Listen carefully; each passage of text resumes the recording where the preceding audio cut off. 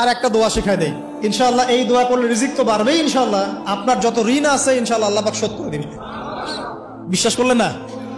এই দোয়া শিখাই দিচ্ছি, এই জন্য আমাকে হাদিয়া দেওয়া দরকার, স্পেশালি আমাকে এখন হাদিয়া দেওয়া দরকার। এটা গুরুত্বপূর্ণ দোয়া শিখাই দিচ্ছি। আলী রাদিয়াল্লাহু আনহু বলেছেন, কোন ব্যক্তির যদি পাহাড়ের সমানও ঋণ থাকে, এই দোয়া যদি আমল করে আল্লাহ পাক ওই ঋণও শোধ করে দিবেন ইনশাআল্লাহ। ঋণ কেমন জানেন? ওই যে এখন মানুষ ঋণ নিচ্ছে 1 কোটি টাকা ব্যাংক থেকে, 2 কোটি টাকা ব্যাংক থেকে, হ্যাঁ, কত বছর, 10 বছরের জন্য, 20 বছরের জন্য বাড়ি করছে, তাই না? তার ধারণা এমন যে সে মারা গেলে তার ঋণটা কেউ না কেউ শোধ করে দিবেই দিবে, তাই তো? আর আল্লাহ রসুল কি বলছেন দেখেন, একজন মারা গেছেন, নবী সাল্লাল্লাহু আলাইহি ওয়াসাল্লামের সময় একজন মারা গেছেন, তো নবী করিম সাল্লাল্লাহু আলাইহি ওয়াসাল্লাম বলছেন, এই ব্যক্তির কি কোনো ঋণ আছে? একজন সাহাবী বলেন, হ্যাঁ ইয়া রাসূলুল্লাহ, তো ঋণ আছে। নবীজি বললেন, তোমরা ওর জানাজা পড়ো, আমাকে ডেকো না, তোমরা ওর জানাজা পড়ে নাও, আমি জানাজা পড়তে চাচ্ছি না। আমি এখন কেমন করে আপনাকে বুঝাবো ঋণ কত ভয়ঙ্কর জিনিস?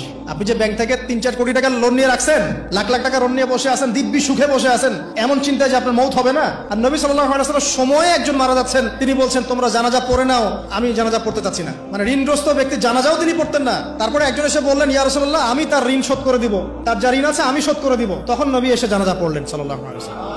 তো আপনার এই কোটি কোটি টাকা ঋণ শোধ করার লোক তো রেডি আছে নাকি? আছে না? সমস্যা নেই, আপনার জানাজা পড়া হবে, আপনার মিলাদও হবে, আপনার একটা বড়সড় দোয়াও হবে ইনশাআল্লাহ। কিন্তু আল্লাহ পাক বলেছেন, শহীদ, আল্লাহর পথে যুদ্ধ করে শহীদ হয়েছে, এই ব্যক্তির আত্মাও ঝুলে থাকে যতক্ষণ পর্যন্ত না তার ঋণটা শোধ করা হয়। এবার বলেন আমি কি বুঝাবো আপনাকে? আর কিছু বলতে হবে? তো এখন সেই দোয়া শিখাচ্ছি আপনাদেরকে, যে দোয়া শিখলে আপনারা ঋণ থেকে বাঁচবেন ইনশাআল্লাহ। কত দিবেন বলেন? আচ্ছা, হ্যাঁ, এই তো, শুকরিয়া। দোয়া করবেন যেন আল্লাহ পাকের দিনটাকে আল্লাহর জমিনে প্রতিষ্ঠা করতে পারি।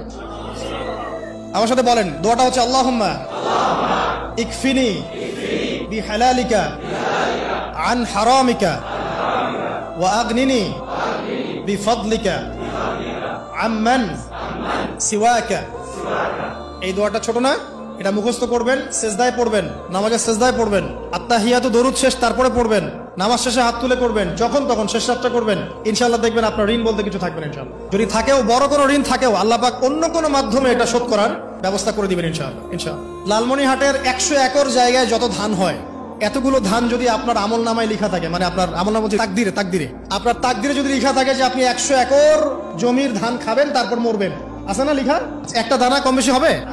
আপনি যদি আল্লাহর প্রতি তাওয়াক্কুলি করেন, তাহলে আপনি হালাল পথে থাকবেন, বিশ্বাস করবেন যে আল্লাহ পাক যেটা লিখে রাখছে আমার তাকদিরে রিজিক, এর একটা দানা রেখেও আমি পৃথিবী থেকে যাব না, সিম্পল। তখন আপনার অন্য পথে যাওয়ার কোনো কারণ নাই। আর যখন আপনি বিশ্বাস করবেন না, না এটা আমার হাতে, আমি যত পরিশ্রম করব তত রিজিক বাড়বে, আমি যত ঘুষ নিব তত বাড়বে, যত সুদ খাবো তত বাড়বে, যত দুর্নীতি করবো তত বাড়বে, তখন তো রিজিকের এই পুরো দায়িত্বটা আল্লাহ পাক আপনার হাতে ছেড়ে দিবেন। আল্লাহ পাক আপনাকে কোনো বারাকা দিবেন না। ইয়ামহাকুল্লাহু রিবা ওয়া ইউরবিস সাদাকা। সদকা করলে সম্পদ বৃদ্ধি পায়, আর রিবার মধ্য দিয়ে সম্পদ ধ্বংস হয়ে যায়, একদম মাটিতে মিশে যায়। কিভাবে ধ্বংস হয় সেটা এখন আলোচনা করার সুযোগ নাই, সময় নাই। আমি ইনশাআল্লাহ আরেকদিন শুধু রিবা নিয়ে আলাদা আলোচনা করবো ইনশাআল্লাহ। এটা সমাজের নিচু লেভেল থেকে উঁচু পর্যন্ত দরিদ্র মানুষদেরকে আরো দরিদ্র করবে, আর ধনীদেরকে আরো ধনী করবে।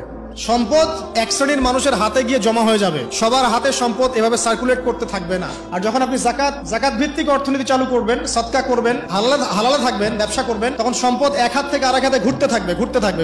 এটা এমনি বুঝবেন না, ইনশাআল্লাহ আরেকদিন বুঝাবো। আসেন, যে দারিদ্রতা দূর করতে চান, সচ্ছলতা চান, কয়েকটা কাজ করেন। এই যে বললাম, 1 নাম্বার সূরাতুল ওয়াকিয়া তেলাওয়াত করেন, 5 ওয়াক্ত নামাজ জামাতে পড়েন, ডেইলি কিছু সময়ের জন্য কোরআন তেলাওয়াত করেন, আর আল্লাহর কাছে রিজিক চান, জিকির বেশি বাড়ায় দেন। পারবেন না ইনশাআল্লাহ?